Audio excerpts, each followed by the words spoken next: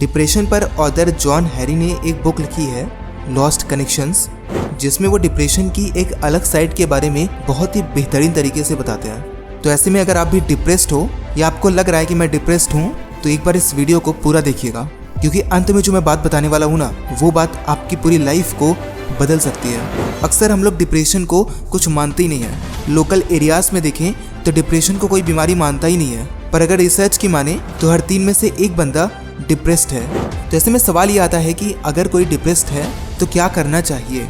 देखिए, नॉर्मली बात करें तो एक इंसान दवा कराता है, मेडिकल ट्रीटमेंट्स कराता है, पर इस बुक में ऑथर एक अलग साइड के बारे में बताते हैं जो कि मेडिकल थेरेपी से बिल्कुल दूर है।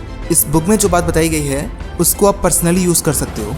ऑथर एक लाइन लिखते हैं that the more you think life is about having stuff and superiority and showing it off, the more unhappy and the more depressed you will be।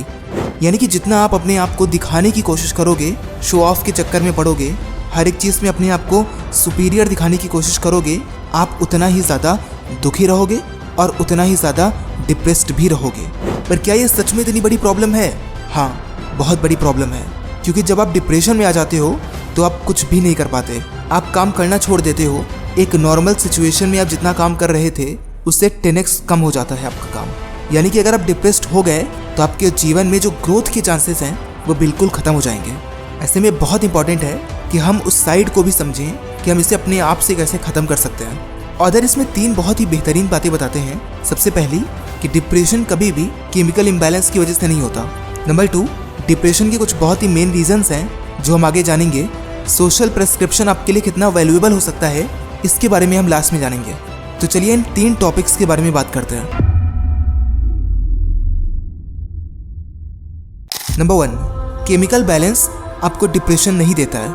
Author कहते हैं कि मैं बहुत छोटा था तो मैं डिप्रेशन में चला गया, और जब ऑथर 20 साल के थे तो उन्होंने एंटी डिप्रेशंस लेना शुरू कर दिया। लगभग 10 साल तक ऑथर इस दवा को ले रहे थे, पर उन्हें कहीं से भी आराम नहीं मिल रहा था। सबसे हाई पावर की दवा ले रहे थे, पर फिर भी उनके अंदर का जो डिप्रेशन था वो जा ही नहीं रहा था। उसके बाद उन्हें लगा कि मैं कुछ और करता हूँ, तो ऑथर ने खुद ही से रिसर्च करनी शुरू कर दी।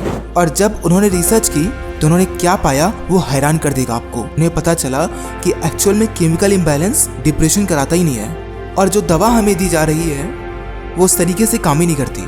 उन ड्रग्स में केवल सेरोटोनिन की वैल्यू बहुत ज़्यादा रखते थे ताकि वो डिप्रेशन से बाहर निकल पाए, पर एक्चुअल में हर एक इंसान के डिप्रेस्ड होने का रीज़न अलग अलग होता है। तो ऐसे में सवाल खड़ा हो जाता है कि एक्चुअल में रीजंस क्या हैं, कौन से रीजंस हैं जिनकी वजह से एक इंसान डिप्रेशन में जाता है।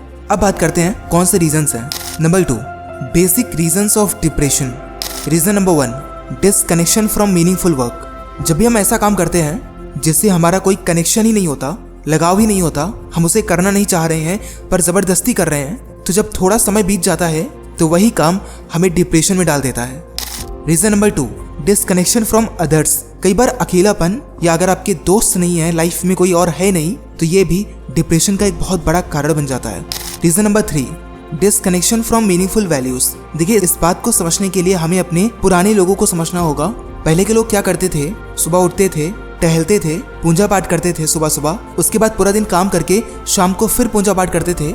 ये सब पता है क्या है? ये वैल्यूज होती हैं, पर कहीं ना कहीं ये वैल्यूज हमारी लाइफ में एक पॉजिटिव इफेक्ट भी देती हैं। जब भी हम सुबह पूजा पाठ करते हैं, थोड़ा सा ध्यान लगाते हैं, तो जब हम भगवान को याद करते हैं तो एक्चुअल में हमारे अंदर एक पॉजिटिविटी बन रही होती है, एक उम्मीद बन रही होती है। पर आजकल लोगों की लाइफ में ये सब है ही नहीं, और जिनकी भी लाइफ में ध्यान नहीं है, मेडिटेशन नहीं है, वैल्यूज नहीं है, जो उन वैल्यूज को छोड़ के आगे निकल गए हैं, उनके साथ ये चांसेस मैक्सिमम हो जाते हैं कि वो डिप्रेशन में रहेंगे। Reason number 4, childhood trauma. कई बार कुछ लोग जब बच्चे होते हैं तो उनके साथ ऐसा कुछ हो जाता है जो कि उन्हें एक तरह से ट्रॉमा दिया करता है, और एक टाइम के बाद वो बड़े तो हो जाते हैं पर उस ट्रॉमा को वो भूल नहीं पाते, और जब भी वो चीज़ उन्हें याद आती है वो डिप्रेशन में चले जाते हैं। Number 5, disconnection of status. Status की वजह से आजकल बहुत बच्चे डिप्रेशन में पड़े हुए हैं। स्टेटस को हम समझ सकते हैं वेल्थ की तरह। किसी के पास बहुत कुछ है, पैसा है, कार है, सब कुछ है, अच्छा घर है, और किसी के पास कुछ भी नहीं है। और जिसके पास सब कुछ नहीं होता है, जब वो ऐसे लोगों को देखता है जिसके पास ये सब कुछ है, तो ये सब देखकर उसके अंदर कहीं ना कहीं डिप्रेशन वाली फीलिंग आने लगती है। Number 6, disconnection from nature. आजकल हम लोग प्रकृति के साथ थोड़ा सा भी समय व्यतीत ही नहीं करते। फोन्स में कनेक्टिविटी बढ़ रही है पर नेचर के साथ हम सभी डिस्कनेक्ट हो रहे हैं।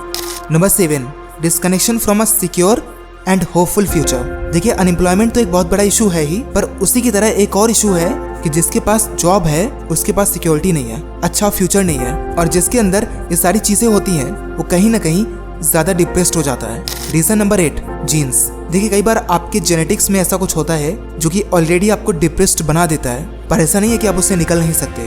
उसके भी सोल्यूशंस हैं, बस आपको ध्यान देना होगा, अपने आप को कनेक्ट करना होगा लोगों से, और फिर आप उससे बाहर निकल सकते हैं। Reason number 9, changes in the brain. देखिए, जब बच्चा छोटा होता है तो उसके लिए सब कुछ नॉर्मल होता है, दुख सुख सब नॉर्मल है। टॉफी मिल गई तो खुश है, नहीं मिली तो थोड़ी देर दुखी रहेगा, फिर नॉर्मल हो जाएगा। लेकिन जब बड़े होते होते हम किसी एक थॉट को लंबे समय के लिए पकड़ लेते हैं, हम किसी एग्जाम में फेल हो गए और अगर उस फेलियर से हम 1 से 2 दिनों में बाहर नहीं निकले तो वो चीज़ हमें बहुत ज़्यादा डिप्रेस कर देती है। और जब लंबा समय हम उसी फीलिंग में बिता देते हैं तो हम एक लंबे डिप्रेशन में चले जाते हैं और फिर हम हंसना तक भूल जाते हैं। तो ये है वो 9 रीजंस जो ऑथर अपनी बुक में मेंशन करते हैं, और उसके बाद वो बताते हैं कि कैसे आप अपने आप को इससे बाहर निकाल सकते हैं। That is lesson number 3, social prescriptions. Author कहते हैं कि इस डिप्रेशन से बाहर निकलने का जो सोल्यूशन मुझे मिला वो है सोशल प्रिस्क्रिप्शन।